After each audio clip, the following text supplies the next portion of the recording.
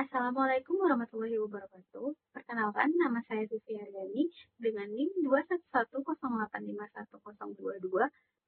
Pada kesempatan kali ini, saya akan mempresentasikan hasil dari penelitian saya yang berjudul Perbandingan Kebijakan Korea Selatan dan Jepang dalam Pemanfaatan Budaya Populer untuk Kepentingan Ekonomi Pasca COVID-19.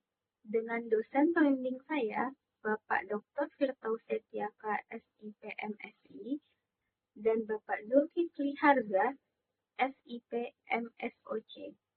Baiklah, langsung saja masuk ke latar belakang. Pada masa sekarang ini, budaya populer atau pop culture digunakan oleh suatu negara sebagai diplomasi budaya untuk memperkenalkan identitas budaya suatu negara ke dunia. Budaya populer juga menjadi alat yang strategis bagi suatu negara untuk mencapai kepentingan nasionalnya. Korea Selatan dan Jepang menjadi salah satu negara yang berhasil dalam penyebaran budaya populernya ke dunia luar. Korea Selatan mendukung penyebaran budaya populernya melalui lembaga-lembaga seperti KOCA atau Korean Content Creative Agency dan Korean Foundation. Pemerintah Korea Selatan berhasil mengangkat budaya populernya menjadi pilar ekonomi nasional. Idol-idol seperti BTS dan Blackpink turut berperan sebagai duta global yang memperkuat citra Korea Selatan di kancah internasional. Di sisi lain, Jepang menjalankan strategi Cool Japan Initiative yang bertujuan untuk memperkenalkan budaya populernya ke dunia luar. Upaya promosi yang dilakukan oleh Jepang melalui lembaga seperti Japan Foundation dan Cool Japan Fund. Akan tetapi, dampaknya belum sekuat pengaruh budaya populer Korea Selatan. Di akhir tahun 2019, terjadi penyebaran COVID-19 yang memberikan dampak cukup signifikan kepada dunia. Virus ini memberikan dampak yang besar kepada berbagai sektor. Salah satu sektor yang terkena dampak besarnya yaitu perekonomian. Perekonomian Korea Selatan dan Jepang juga terkena dari dampak virus ini. Pada awal mulanya, sebelum terkena virus COVID-19 ini, perekonomian Korea Selatan berjalan dengan stabil. Namun, setelah terkena dampak dari virus ini, Korea Selatan mengalami peningkatan pengangguran dan terganggunya perdagangan ekspor. Sehingga, perekonomian Korea Selatan turun sebesar minus 0,9%. Di sisi lain, Jepang yang sebelumnya perekonomiannya memang berjalan dengan lambat atau stagnan, dan setelah terkenanya dampak dari virus ini, Jepang mengalami penurunan tenaga kerja dan kehilangan wisatawan asing yang dimana hal itu adalah salah satu sektor penting di Jepang sehingga perekonomian Jepang turun sebesar minus 4,5%. Setelah terkenanya dampak dari virus COVID-19 ini, Korea Selatan dan Jepang menjadikan budaya populer sebagai bagian dari strategi pemulihan ekonomi nasional mereka. Bagian selanjutnya yaitu rumusan masalah. Korea Selatan dan Jepang telah melakukan berbagai kebijakan untuk mendukung penyebaran budaya populer mereka dalam pemulihan kembali ekonominya pasca COVID-19. Maka pertanyaan dari penelitian tersebut adalah bagaimana perbandingan kebijakan Korea Selatan dan Jepang dalam penggunaan budaya populer untuk mencapai kepentingan ekonomi pasca COVID-19. Selanjutnya, tujuan penelitian ini bertujuan untuk menganalisis perbandingan antara kebijakan Korea Selatan dan Jepang dalam pemanfaatan budaya populer untuk mencapai kepentingan ekonomi pasca COVID-19. Selanjutnya, peneliti memiliki dua manfaat. Yang pertama itu ada secara akademis. Secara akademis, penelitian ini diharapkan dapat menambah wawasan dalam studi hubungan internasional dalam menganalisis perbandingan kebijakan Korea Selatan dan Jepang dalam pemanfaatan budaya populer. Secara praktis, penelitian ini diharapkan memberikan referensi bagi pembuat kebijakan, industri kreatif, dan sektor dalam pembuat strategi pemanfaatan budaya populer. Selanjutnya, studi pustaka yang digunakan peneliti adalah yang pertama, Process Tracing of Pop Culture, Public Diplomacy and Soft Power, a Comparative Study Between Korea and Japan oleh Linnea Mossberg. Yang kedua, The COVID-19 Crisis and Critical Juncture in Cultural Policy, a Comparative Analysis of Cultural Policy Response in South Korea, Japan, and China oleh Hye Kyung Lee, Karin Ling Pang Chow, dan Takawa Tewi. Yang ketiga adalah analisis kebijakan luar negeri Korea Selatan terkait Korean pop culture sebagai instrumen politik luar negeri Korea Selatan oleh Maharani Putri Endrayana dan Muhammad Haithul Falah. Selanjutnya yang keempat adalah diplomasi publik dan budaya Jepang melalui instrumen soft power diplomasi oleh Amelia Pretiwi. Studi pustaka yang terakhir adalah penyebaran budaya Korea Selatan di tengah masyarakat dunia oleh Nanda Yulfi Khairunisa. Baiklah, selanjutnya kerangka pemikiran. Penelitian ini menggunakan Comparative Foreign Policy atau CP yang diperkenalkan oleh Ryan K. Beasley dalam Comparative Foreign Policy Analysis tahun 2017. Comparative Foreign Policy adalah konsep analisis untuk membandingkan kebijakan luar negeri antar negara yang berbeda untuk menganalisis perbedaan kebijakan antar negara tersebut. Teori ini menjelaskan bahwasanya terdapat 3 level analisis yang dapat mempengaruhi proses pengambilan keputusan dalam pembuatan kebijakan luar negeri. Yaitu yang pertama ada level internasional, yang berfokus pada lingkungan yang mempengaruhi negara. Yang kedua ada level nasional, di mana kondisi internal menjadi faktor kunci dalam membentuk orientasi kebijakan luar negeri. Dan yang ketiga adalah level individu. yang dimana peran pemimpin dan pembuat kebijakan yang mempengaruhi arah akhir kebijakan luar negeri. Selanjutnya ada metodologi penelitian. Untuk jenis penelitian ini adalah penelitian kualitatif deskriptif. Batasan penelitian ini dari 2020 sampai 2024, dan tingkat analisis penelitian ini adalah untuk unit analisisnya kebijakan budaya populer Korea Selatan dan Jepang, untuk unit eksplanasinya peran budaya populer dalam mendorong pertumbuhan ekonomi, untuk level analisisnya di tingkat negara. Teknik pengumpulan data penelitian ini adalah data sekunder, yaitu seperti jurnal ilmiah, artikel ilmiah, laporan penelitian, serta publikasi resmi dari lembaga pemerintah dan organisasi internasional. Teknik analisis datanya yang pertama pengumpulan data, kedua menganalisis dan mengelompokkan data, yang ketiga ada penyusun kesimpulan. Selanjutnya ada sistematika penulisan. Di bab pertama akan berisi tentang pendahuluan, di bab kedua akan berisi tentang situasi ekonomi Korea Selatan dan Jepang pasca COVID-19. Untuk di bab 3 akan berisi kebijakan Korea Selatan dan Jepang dalam pemanfaatan budaya populer untuk kepentingan ekonomi pasca COVID-19. Untuk di bab 4 akan berisi analisis perbandingan kebijakan luar negeri antara Korea Selatan dan Jepang dalam pemanfaatan budaya populer untuk kepentingan ekonomi pasca COVID-19. Dan di bab 5 akan berisi penutup. Baiklah, masuk di bab kedua, situasi Korea Selatan pasca COVID-19. Pandemi COVID-19 pertama kali terdeteksi di Korea Selatan pada tanggal 20 Januari 2020. Pemerintah Korea Selatan merespons secara cepat dengan menerapkan kebijakan tes massal, pelacakan kontak digital, dan karantina ketat tanpa lockdown total. Namun, walaupun Korea Selatan telah melakukan berbagai upaya, pandemi tetap menimbulkan dampak yang besar terhadap perekonomian Korea Selatan, terutama pada sektor pariwisata, transportasi, dan perdagangan dan jasa-jasa kecil, sehingga perekonomian Korea Selatan turun sebesar minus 0,9%. Pada tahun 2021 dan 2022, Korea Selatan beralih ke fase pemulihan. Korea Selatan memanfaatkan idol, event virtual, drama, ekonomi kreatif, dan pariwisata virtual untuk memulihkan kembali perekonomiannya. Di tahun 2023 sampai 2024, meskipun ekonomi Korea Selatan melambat akibat pelemahan perdagangan global dan kejenuhan pasar, sektor budaya populer tetap menjadi pendorong pada perekonomian Korea Selatan. Baiklah, masuk ke situasi ekonomi Jepang pasca COVID-19. COVID-19 pertama kali masuk ke Jepang pada 16 Januari 2020. Dalam respon hal ini, pemerintahan Jepang segera menutup sekolah serta membatasi perjalanan internasional, meskipun dinilai masih lebih lambat dari respon Korea Selatan. Namun, virus dari COVID-19 ini memberikan dampak cukup signifikan pada perekonomian Jepang, yang membuat perekonomian Jepang turun sebesar minus 4,5%.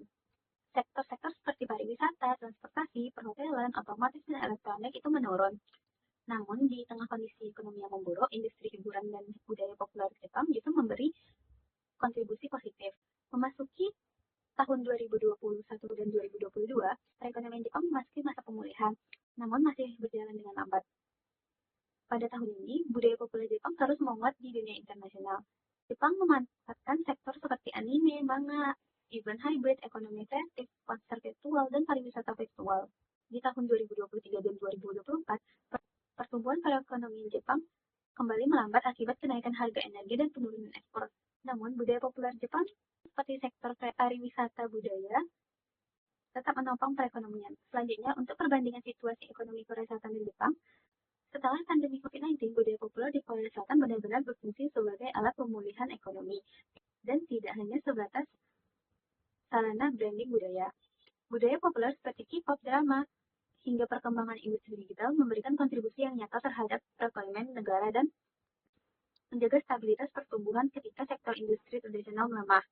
Berbeda dengan Jepang, di mana industri hiburan seperti anime, manga, J-pop, dan game memang memiliki peranan besar dalam memperkuat soft power, serta menarik wisatawan melalui pariwisata budaya, namun dampak ekonominya terhadap struktur perekonomian tidak sedominan Korea Selatan.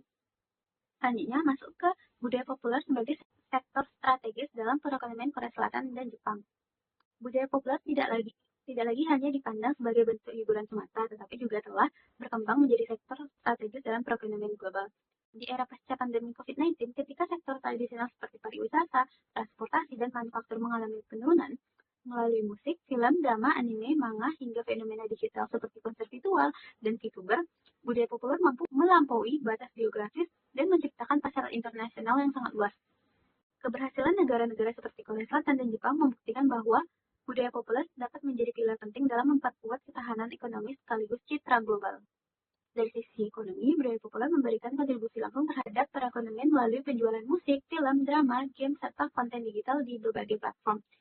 Selama pandemi COVID-19, konser daring berbayar, layanan streaming, penjualan merchandise, hingga langganan platform digital tetap menghasilkan keuntungan besar meskipun aktivitas tatap muka terbatas.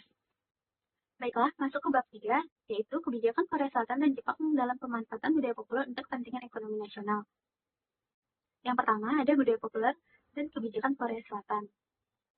Sejarah budaya populer Korea Selatan pada tahun 1990 sampai tahun 2000-an menjadi fase penting dalam perkembangan budaya populer karena mendanai lahirnya Korean Popular, K-pop modern, sekaligus awal munculnya fenomena Hallyu atau Korean Wave. Pada awal dekade 1990-an, terjadinya perubahan besar dalam industri musik Korea ketika grup Seo Taiji and Boys memperkenalkan kombinasi musik barat seperti rap, hip-hop, dan dance ke dalam musik lokal. Sejak saat itu, muncul agensi hiburan besar seperti HYBE, SM Entertainment, YG Entertainment, dan JYP Entertainment yang mengembangkan sistem pelatihan ketat untuk menghasilkan idol profesional yang terampil dalam bernyanyi dan menari dan berbahasa asing. Drama seperti What Is Love pada tahun 1997 berhasil meraih popularitas besar di Tiongkok. Hal ini yang melahirkan istilah Hallyu. Memasuki tahun 2000-an, pemerintahan Korea Selatan mulai menyadari potensi ekonomi dan diplomasi budaya populer. Melalui lembaga seperti Ministry of Culture, Sport, dan Tourism atau MSC, dan Korean Creative Content Agency atau KOCA, pemerintah memanfaatkan popularitas budaya populer sebagai strategi soft power untuk memperkuat citra nasional dan memperluas pengaruh diplomasi budaya Korea di tingkat global. Sehingga budaya populer tidak lagi dianggap sekadar hiburan, tetapi telah menjadi bagian dari kebijakan ekonomi kreatif dan strategi national branding Korea Selatan. Pada tahun 2010-an, platform seperti YouTube, Twitter, dan TikTok memainkan peran penting dalam memperluas jangkauan konten Korea Selatan ke seluruh dunia tanpa batas geografis. Budaya populer Korea Selatan sekarang menjadi pilar utama ekonomi kreatif Korea Selatan dengan kontribusi ekspor bernilai miliaran dolar setiap tahun. Hallyu tidak hanya memperkuat ekonomi nasional, tetapi juga meningkatkan citra positif Korea di mata dunia melalui diplomasi budaya, pariwisata, dan kerjasama internasional. Selanjutnya masuk ke kepentingan ekonomi nasional Korea Selatan. Kepentingan ekonomi nasional Korea Selatan melalui budaya populer terutama muncul setelah terpukulnya perekonomian akibat pandemi COVID-19. Dengan menjadikan budaya populer sebagai penggerak pertumbuhan baru, Korea Selatan berupaya mengurangi dampak kontraksi ekonomi serta menjaga stabilitas nasional. Meningkatnya popularitas Hallyu atau Korean Wave membuka peluang untuk memperluas basis ekonomi melalui ekspor konten kreatif. Melalui budaya populer, Korea Selatan dapat memperbesar pasar ekspor musik, drama, dan game ke berbagai belahan dunia. Popularitas drama dan K-pop menjadikan negara ini menjadi tujuan wisata budaya populer. Dengan memanfaatkan fenomena ini, Korea Selatan dapat meningkatkan jumlah wisatawan mancanegara dan memperkuat citra nasional. Budaya populer tidak hanya menghasilkan keuntungan ekonomi, tetapi juga meningkatkan pengaruh Korea Selatan di kancah internasional. Selanjutnya masuk ke aktor pemerintahan dan non-pemerintahan dalam budaya populer. Aktor pemerintahan di Korea Selatan merupakan pihak yang memiliki peran strategis dalam mengarahkan, mengatur, serta mendukung pembangunan budaya populer. Aktor pemerintahan Korea Selatan seperti lembaga pusat yang paling berpengaruh adalah Ministry of Culture, Sports, and Tourism atau MCST yang bertugas menyusun kebijakan budaya, olahraga, dan pariwisata serta menjadi koordinator utama dalam mengembangkan Hallyu. Selanjutnya ada KOCA yaitu Korean Creative Content Agency yang menangani sektor industri kreatif meliputi musik, drama, game, animasi hingga karakter.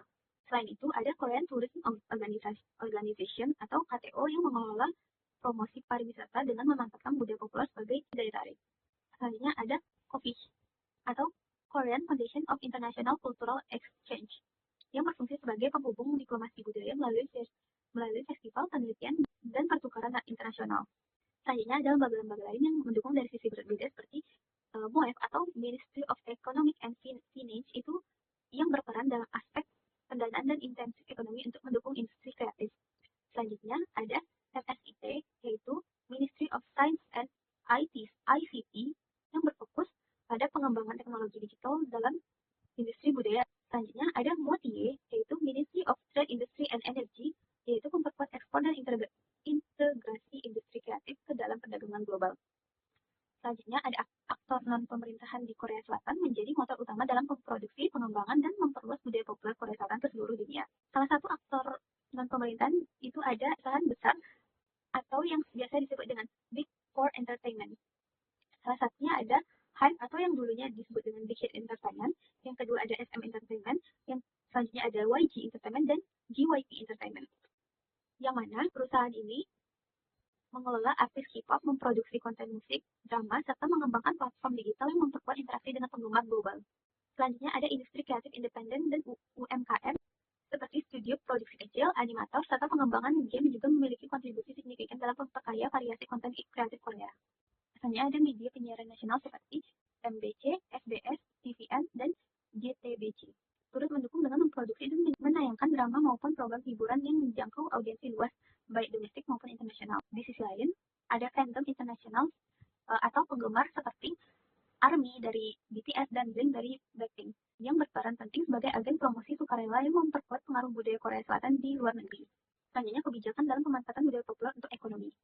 Pada tahun 2020, pemerintah Korea Selatan menyadari bahwasannya budaya populer yang mereka miliki bisa menjadi salah satu sektor yang kuat dalam meningkatkan perekonomian Korea Selatan, sehingga Korea Selatan menjadikan budaya populer sebagai strategi dalam pemulihan ekonomi pasca COVID-19 ini. Pemerintah Korea Selatan langsung menggerakkan lembaga-lembaga seperti MCST, KOCHA, dan KOFI untuk mendukung produksi, promosi global, dan transformasi digital.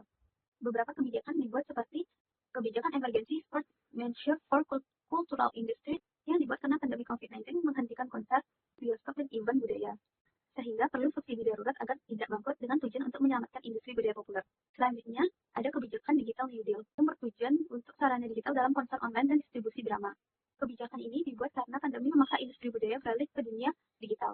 Pemerintah juga memperkenalkan virtual tourism camping melalui KTO dengan VR atau virtual reality ke destinasi populer Korea Selatan karena pandemi menyebabkan wisatawan asing tidak bisa datang ke Korea Selatan sehingga industri pariwisata merugi besar. Walaupun Korea Selatan sudah berkaya, pada tahun 2020 pendapatan industri budaya populer turun sebesar minus 4,42%. Di tahun 2021, Korea Selatan melakukan kebijakan Korean New Deal, yaitu fase kedua dari Digital New Deal, yang dibuat karena pada tahun 2021 industri budaya Korea Selatan mulai bangkit setelah pandemi, sehingga pemerintah ingin memastikan konten digital tidak hanya bertahan tetapi juga tumbuh menjadi sektor inti pemulihan ekonomi. Selanjutnya, kebijakan yang menunjuk BTS sebagai Special Presidential Envoy.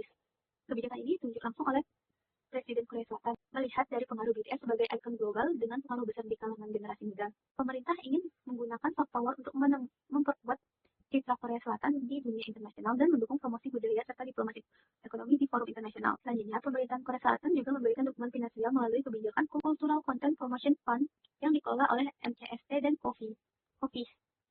Kebijakan ini dibuat untuk memberikan dukungan finansial agar industri konten seperti drama dan musik tetap produktif, meningkatkan daya saing, dan memperluas distribusi konten ke pasar global. Di sektor pariwisata, KTO memperkenalkan virtual Hallyu Tours yang menampilkan lokasi syuting, drama, dan konser K-pop dalam format VR. Kebijakan ini dibuat karena wisatawan internasional masih sulit berkunjung akibat pembatasan perjalanan, sementara pariwisata merupakan sektor terpenting ekonomi Korea Selatan. Dengan dukungan ini, pendapatan industri Korea Selatan berhasil pulih sebesar 14,81%. Pada tahun 2022, adanya kebijakan Key Content Global Expansion Strategy yang berfokus memperluas ekspor musik dan drama ke berbagai pasar internasional sehingga dapat memperkuat posisi sebagai pusat industri hiburan global.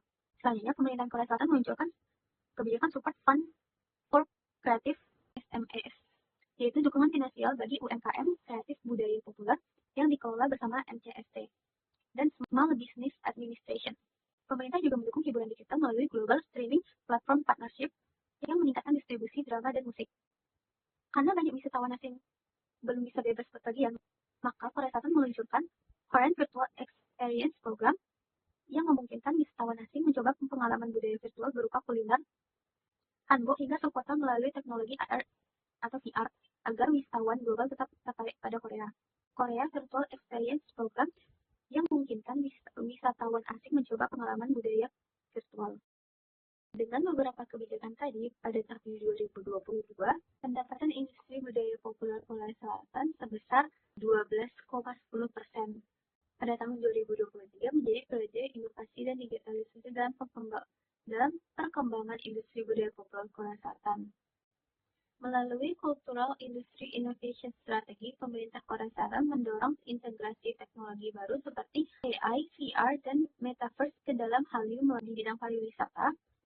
Pemerintah membuat kebijakan Hallyu Tourist Promotion Program yang digerakkan oleh MCST dan KTO untuk menarik wisatawan melalui paket wisata berbasis K-pop dan Korean drama, sekaligus menjadikan pariwisata berbasis budaya populer sebagai salah satu motor devisa nasional. Pada tahun 2023 ini, kebijakan yang dilakukan meningkatkan pendapatan industri budaya populer sebesar 12,23%. Di tahun 2024 ini menjadi era integrasi ekonomi kreatif bagi industri budaya populer Korea Selatan.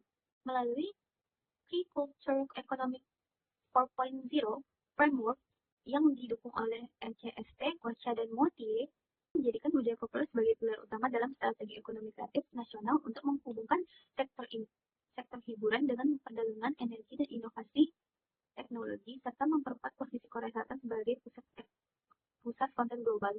Korea Selatan juga menjalankan kebijakan Cultural Export Tax Incentive Program yang dijalankan oleh MOEF dan MCSE yang bertujuan untuk memberikan insentif pajak bagi sektor hiburan, studio produksi, dan kreator konten yang mengekspor karya ke pasar internasional.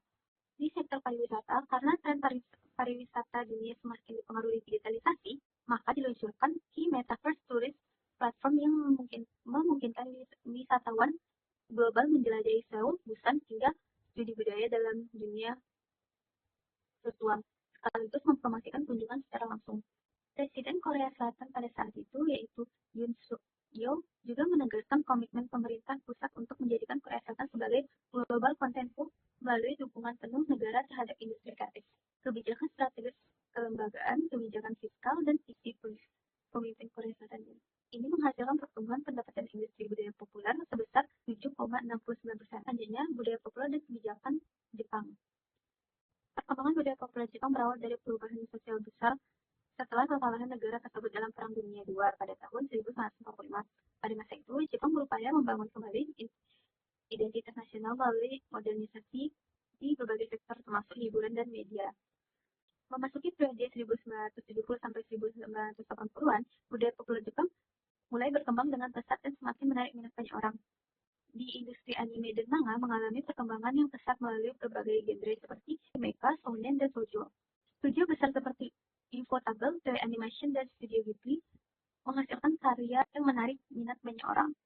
Pada masa ini, pemerintah dan industri mulai melihat potensi besar budaya sebagai sarana untuk membangun citra positif Jepang di mata dunia.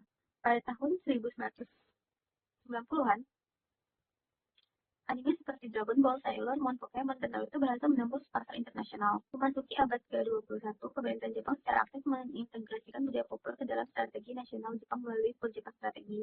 Jepang mempromosikan anime, manga, game, dan gaya hidup sebagai representasi identitas nasional yang modern dan inovatif. Munculnya fenomena otaku culture dan pop culture tourism mendorong pertumbuhan ekonomi lokal di berbagai daerah karena lokasi-lokasi yang muncul dalam anime atau film menjadi destinasi wisata populer.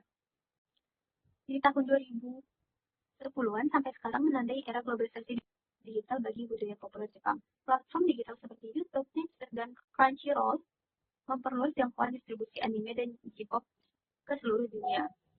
Dengan munculnya fenomena baru seperti YouTuber atau virtual YouTuber pada tahun 2016, memperoleh popularitas besar. Budaya populer Jepang pada masa sekarang ini sudah menjadi salah satu kekuatan budaya paling berpengaruh secara global. Budaya populer bukan hanya hiburan tetapi juga simbol soft power dan daya tarik global yang menempatkan Jepang sebagai salah satu pusat budaya dunia modern. Selanjutnya, masuk ke kepentingan ekonomi nasional Jepang. Kepentingan ekonomi nasional Jepang melalui budaya populer terutama diarahkan pada upaya pemulihan sektor pariwisata dan konsumsi domestik setelah terpukul pandemi COVID-19.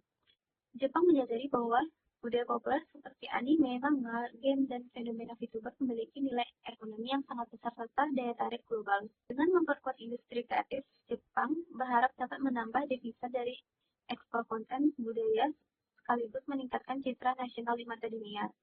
Dengan adanya penurunan wisatawan selama pandemi, Jepang berupaya memanfaatkan daya tarik anime, manga, game, serta destinasi budaya populer seperti lokasi syuting anime terkenal untuk menarik kembali wisatawan mancanegara. Budaya populer juga mendukung kepentingan Jepang dalam memperkuat daya saing melalui diplomasi budaya. Kepentingan ekonomi Jepang dalam budaya populer pasca COVID-19 tidak hanya sebatas pemulihan, tetapi juga menjaga kesinambungan posisi Jepang sebagai kekuatan budaya global. Selanjutnya, masuk ke aktor pemerintahan dan non-pemerintahan dalam budaya populer Jepang. Aktor pemerintahan di Jepang memiliki peran yang mengatur, mendukung, dan mempromosikan budaya populer. Lembaga yang berpengaruh ada Ministry of Economy, Trade and Industry atau METI atau METI yang memimpin strategi budaya populer Jepang khususnya melalui integrasi industri kreatif seperti anime, manga, fashion, hingga kuliner dalam promosi ekonomi dan perdagangan global. Selanjutnya ada lembaga MOFA yaitu Ministry of Foreign Affairs yang berfungsi dalam diplomasi publik dengan menggunakan budaya populer sebagai instrumen soft power termasuk melalui penunjukan duta budaya serta promosi di berbagai negara. Selanjutnya ada Agency for Cultural Affairs atau ACA yang berperan dalam pengembangan kebijakan kebudayaan, konservasi warisan budaya sekaligus dukungan terhadap sektor industri kreatif modern. Jepang juga memiliki kebijakan fund yang disediakan pemerintah untuk mendukung ekspansi internasional konten budaya Jepang. Selanjutnya ada juga lembaga Japan National Tourism Organization atau JNTO yang bertugas memanfaatkan budaya populer untuk mempromosikan pariwisata Jepang dengan menekankan daya tarik anime, manga maupun kuliner sebagai bagian dari citra nasional. Selanjutnya aktor non-pemerintahan. Aktor non-pemerintahan di Jepang menjadi penggerak utama dalam produksi, distribusi, dan inovasi budaya populer. Perusahaan anime dan manga seperti Toei Animation, Studio Ghibli, Ufotable bertugas menghasilkan serta menyebarkan konten budaya yang telah menjadi simbol identitas Jepang di seluruh dunia. Industri game juga memiliki peran besar melalui perusahaan seperti Nintendo, Sony, dan Square Enix. Mereka bertugas untuk mengembangkan produk hiburan interaktif yang berkontribusi pada citra budaya Jepang. Lalu ada komunitas otaku, fandom global, dan event internasional seperti konvensi anime yang berperan memperkuat jaringan budaya Jepang untuk memperluas pengaruh budaya Jepang melalui aktivitas sukarela seperti cosplay, fan art, atau fansub. Selanjutnya, kebijakan dalam pemanfaatan budaya populer untuk ekonomi. Di awal tahun 2020, pemerintah Jepang tidak secara langsung menjadikan budaya populer sebagai strategi utama pemulihan ekonomi. Pemanfaatan budaya populer dalam pemulihan ekonomi pasca COVID-19 di Jepang lebih banyak digerakkan oleh sektor industri kreatif dan non-aktor pemerintahan. Sementara keterlibatan langsung pemerintah Jepang dalam budaya populer cenderung hanya mempromosikan citra negara dan hubungan internasional di luar negara melalui kebijakan fund.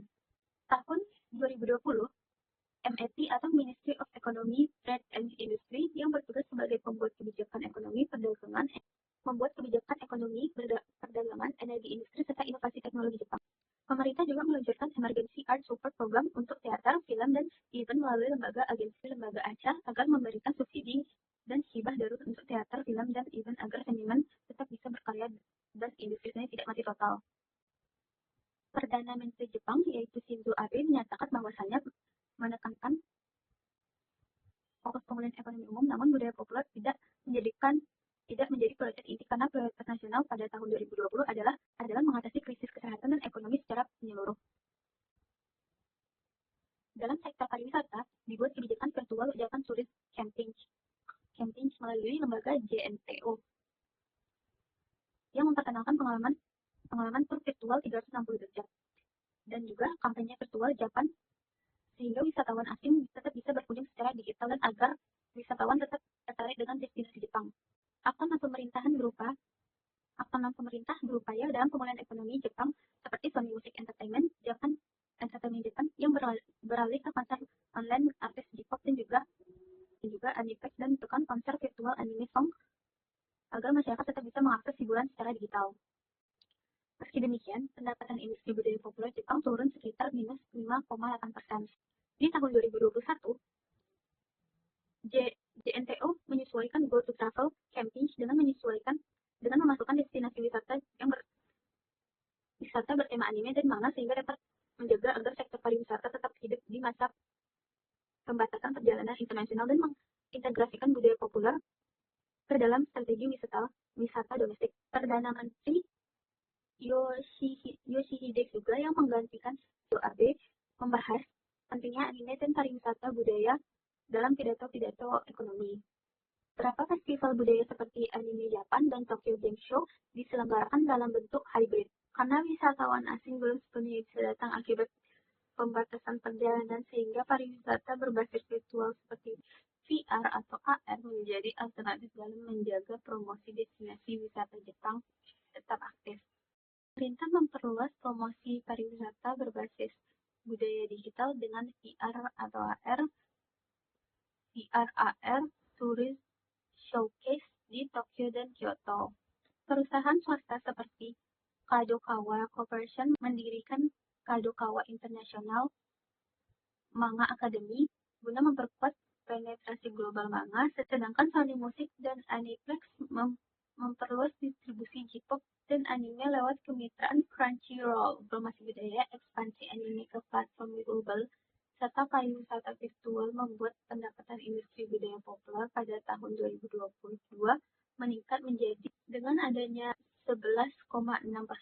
Di tahun 2023 menjadi tahun periode transformasi digital dan penguatan ekonomi kreatif bagi industri budaya populer Jepang. Pemerintah memperbarui kebijakan strategi dengan menekankan digitalisasi pada anime streaming dan promosi lintas platform agar dapat meningkatkan daya saing global konten Jepang, memperluas ekspor melalui platform digital, dan memperkuat brand Cool Japan sebagai identitas budaya Jepang di dunia.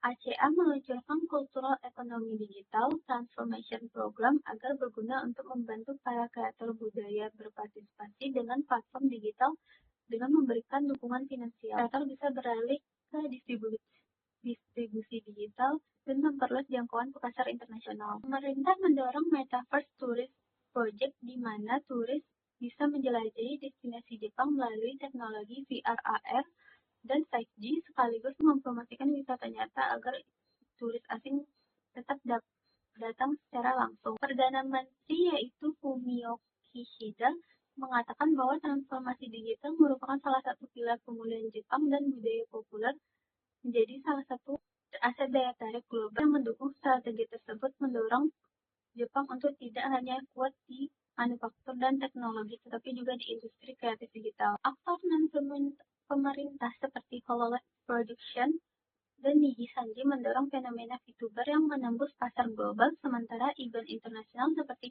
Anime Japan kembali hadir secara penuh sehingga bisa memperkuat citra Jepang sebagai pusat hiburan kreatif global dan menambah pendapatan dari industri digital baru berkat inovasi digital, penguatan konten anime, serta popularitas VTuber. Dengan inovasi digital, popularitas VTuber, serta ekspansi anime mendapatkan industri budaya populer Jepang tumbuh sekitar 10,2% pada tahun 2023. Tahun 2024 menjadi fase stabilisasi bagi industri budaya populer Jepang karena industri Jepang menghadapi tekanan global dari Korea Selatan dan Tiongkok, sehingga Jepang harus memperkuat daya saing. Pemerintah memperbarui konten industri promotion policy agar dapat menyusun arah kebijakan baru untuk memperluas pasar konten. Lembaga MOAT membahas Cultural Export Tax Incentive Program dengan tujuan untuk memberikan insentif pajak bagi perusahaan hiburan Jepang yang mengekspor produk budaya sehingga biaya produksi dan distribusi lebih ringan dan daya saing global meningkat. Selain itu, JNTO memperluas program Virtual Japan 2.0 sebagai bagian dari strategi Visit Japan Campaign karena tren pariwisata digital masih kuat pasca pandemi, namun Jepang ingin menghubungkannya langsung dengan kunjungan nyata. Pemimpin Jepang yang pada saat itu Perdana Menteri Fumio Kishida menegaskan bahwa Jepang tidak boleh kalah bersaing dari Korea Selatan dan Tiongkok, sehingga perlunya penguatan industri kreatif agar Jepang tidak tertinggal dari Korea Selatan dan Tiongkok. Meski bukan prioritas utama manufaktur atau teknologi, Anime Japan Organizing Committee menggelar event global berskala besar, sedangkan penerbit besar seperti Shueisha, Kodansha, dan Shogakukan memperluas distribusi manga lewat kolaborasi dengan Disney Plus dan YouTube.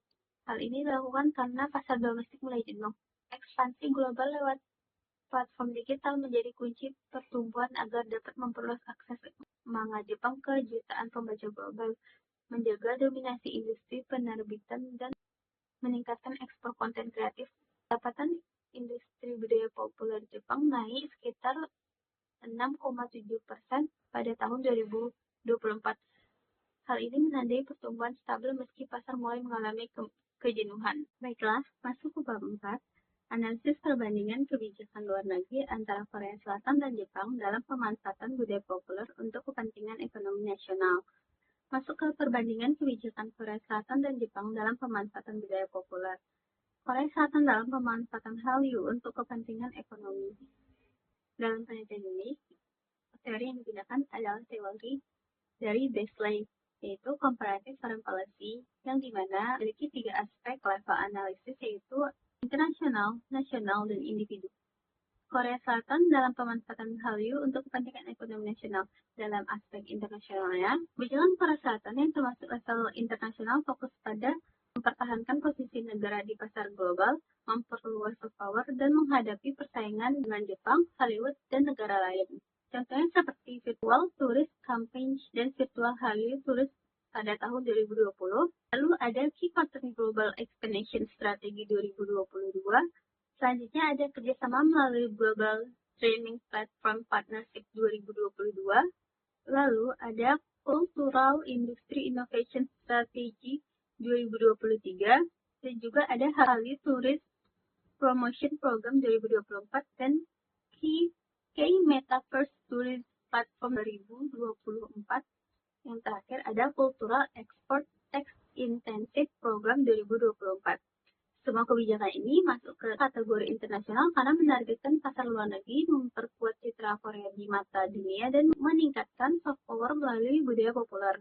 Selanjutnya, level nasional. Kebijakan di level nasional lahir dari kebutuhan domestik, menyelamatkan ekonomi, melindungi pekerjaan kreatif, memperkuat UMKM, dan mendorong digitalisasi industri budaya. Contoh kebijakannya seperti Emergency Support Measure Cultural Industries 2020, lalu ada Digital New Deal 2020, selanjutnya ada versi terbarunya yaitu Korean New Deal 2021, dan ada Cultural Content Promotion Fund 2021, ada Support Fund for Creative SMS 2022, Korean Virtual Experience Program 2022, Rencana Nasional Ekonomi Kreatif 2023, dan Framework Key Culture Economy 4.0 2024. Semua kebijakan ini masuk ke kategori nasional karena fokus pada stabilisasi pengembangan ekonomi domestik, perlindungan tenaga kerja, tenaga kreatif, serta transformasi digital dalam negeri. Selanjutnya ada level individu. Kebijakan pada level individu muncul pada visi, persepsi, dan strategi pemimpin Korea Selatan, terutama seperti Presiden Yoon Suk Yeol. Salah satu contoh kebijakannya menunjuk BTS sebagai Special Presidential Envoy 2021 yang lalu pada 2022, Presiden Yoon Suk Yeol menegaskan bahwa budaya populer bukan sekedar program, tetapi sebagai agenda strategis nasional. Lalu ada Korea sebagai Global Content Hub 2024. Kebijakan-kebijakan ini dikategorikan level individu karena lahir dari keputusan strategis dan visi presiden yang memberi arah jangka panjang terhadap industri budaya Korea. Kita selanjutnya masuk ke Jepang dalam pemanfaatan budaya populer untuk kepentingan ekonomi. Sejak pandemi COVID-19, Jepang mengembangkan kebijakan yang menargetkan audiensi global dan diplomasi budaya. Contoh kebijakan seperti Virtual Japan 2.0 dan Tour 360 derajat. Lalu ada Japan Media Arts Festival Hybrid, serta ada VR AR Tourist Showcase di Tokyo dan Kyoto. Selanjutnya ada juga kebijakan Metaverse Tourist Project, kemitraan global anime dan distribusi manga. Selanjutnya ada keberlangsungan Cool Japan Fund dan Cultural Export Tax Incentive Program 2024.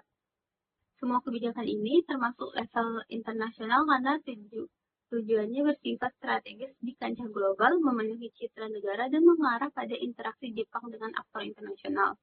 Di level nasional, kebijakan fokus pada perlindungan industri budaya domestik, pekerja kreatif, dan akses publik.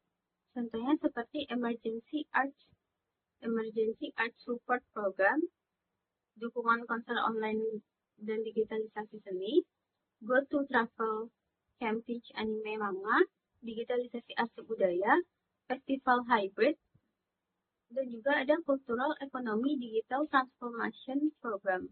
Semua kebijakan ini masuk ke dalam level nasional karena tujuannya menjaga kelangsungan industri dan ekonomi kreatif di dalam negeri, melindungi pekerja, serta memastikan masyarakat Jepang tetap terhubung dengan budaya mereka sendiri. Selanjutnya, level individu. Level individu muncul dari visi dan keputusan pimpinan Jepang yang mempengaruhi arah kebijakan secara keseluruhan. Pada masa Perdana Menteri Shinzo Abe tahun 2020 menekankan pada pemulihan ekonomi umum tanpa menjadikan budaya populer sebagai prioritas inti. Di masa kepemimpinan Perdana Menteri Yoshihide Suga di tahun 2021 membahas tentang pentingnya anime dan pariwisata budaya. Di kepemimpinan Perdana Menteri Fumio Kishida pada tahun 2022 sampai 2024 membahas penegasan soft power Jepang melalui budaya populer dan mendorong transformasi digital. Baiklah, selanjutnya masuk ke dalam perbandingan kebijakan antara Korea Selatan dan Jepang. Pada level internasional, Korea Selatan lebih agresif dan memanfaatkan hal ini sebagai alat diplomasi dan ekspansi global, sementara Jepang cenderung lebih pasif, fokus pada promosi budaya untuk menjaga citra negaranya. Di level nasional, Korea Selatan menjadikan budaya populer sebagai mesin utama pemulihan ekonomi dan transformasi digital. Sedangkan di Jepang, lebih menekankan stabilisasi industri budaya, perlindungan kerja kreatif, dan menjadikan penunjang citra serta diplomasi. Pada level individu, pemimpin Korea Selatan sangat aktif menjadikan budaya populer sebagai agenda strategis pemerintah pusat. Di sisi lain, pemimpin Jepang lebih pasif dan bertahap dengan peran signifikan dari aktor swasta dan non-pemerintah dalam mendorong inovasi dan ekspansi budaya. Baiklah, selanjutnya perbandingan pencapaian perekonomian Korea Selatan dan Jepang dalam pemanfaatan budaya populer pasca COVID-19. Dalam pencapaian ekonomi dalam pemanfaatan budaya populer pada pasca COVID-19, terdapat perbedaan antara Korea Selatan dan Jepang. Korea Selatan mampu pulih lebih cepat karena dukungan langsung pemerintah pusat yang menjadikan budaya populer sebagai pilar ekonomi dan soft power. Di sisi lain, Jepang juga mengalami pertumbuhan namun tidak terlalu tinggi, tetapi tetap stabil karena digerakkan terutama oleh industri swasta. Sementara pemerintah hanya berperan dalam promosi citra dan diplomasi budaya. Dapat disimpulkan bahwasanya rata-rata kenaikan persentase per tahun di Korea Selatan adalah 11,7%, sedangkan di Jepang yaitu 9,5% per tahun. Baiklah, masuk di bab terakhir yaitu bab 5, penutup. Kesimpulan dari penelitian ini yaitu berdasarkan analisis mengenai perbandingan kebijakan Korea Selatan dan Jepang dalam pemanfaatan budaya populer untuk kepentingan ekonomi pasca COVID-19, dapat disimpulkan bahwa kedua negara menunjukkan pola yang berbeda dalam membangun strategi. Korea Selatan menerapkan pendekatan yang lebih terintegrasi di mana budaya populer dijadikan pilar utama dalam kebijakan ekonomi kreatif nasional. Hal ini terlihat dari keterlibatan penuh beberapa lembaga negara, serta dukungan langsung dari kepemimpinan nasional. Sementara itu, Jepang lebih menempatkan budaya populer sebagai instrumen soft power untuk menjaga citra internasional dan memperkuat diplomasi budaya, namun tidak secara eksplisit menjadikannya inti dari kebijakan pemulihan ekonomi nasional pasca COVID-19. Pemulihan ekonomi budaya populer di Jepang justru lebih banyak digerakkan oleh sektor swasta. Dari sisi perekonomian, Korea Selatan mencatat lonjakan signifikan pasca pandemi dengan pertumbuhan pendapatan budaya populer rata-rata di atas 11% per tahun dari 2021 sampai 2023 sebelum stabil di 7,69% pada tahun 2024. Di sisi lain, Jepang juga mengalami pemulihan positif dengan rata-rata pertumbuhan pendapatan budaya populer sekitar 10% per tahun dari 2021 sampai 2023 sebelum stabil di 6,7% di tahun 2024. Dengan demikian, dapat disimpulkan bahwa Korea Selatan berhasil menciptakan model integrasi antara diplomasi budaya dan kepentingan ekonomi nasional. Sedangkan Jepang tetap mempertahankan budaya populer sebagai simbol identitas global, namun kurang optimal dalam memanfaatkannya sebagai strategi ekonomi nasional yang terstruktur. Selanjutnya, saran Penelitian ini telah menjelaskan bagaimana Korea Selatan dan Jepang secara terintegrasi menjadikan budaya populer sebagai strategi utama pemulihan ekonomi. Sedangkan Jepang lebih menekankan pada aspek soft power dan diplomasi budaya. Namun, masih terdapat kebutuhan untuk meneliti lebih lanjut mengenai hambatan dan tantangan yang dihadapi kedua negara, seperti kejadian pasar global, persaingan dengan Tiongkok dan negara lain, serta keterbatasan dukungan kebijakan dari pemerintah Jepang yang membuat pemanfaatan budaya populer belum maksimal sebagai instrumen ekonomi. Penelitian selanjutnya juga diharapkan dapat mengeksplorasi dampak jangka panjang dari integrasi budaya populer terhadap pertumbuhan ekonomi kreatif kedua negara. Disarankan pula agar dilakukan studi perbandingan dengan negara lain seperti Tiongkok atau Amerika Serikat untuk memahami bagaimana konteks politik, ekonomi, dan budaya memengaruhi efektivitas pemanfaatan budaya populer dalam kebijakan luar negeri dan strategi ekonomi nasional. Sekian dari saya akhiri. Assalamualaikum warahmatullahi wabarakatuh.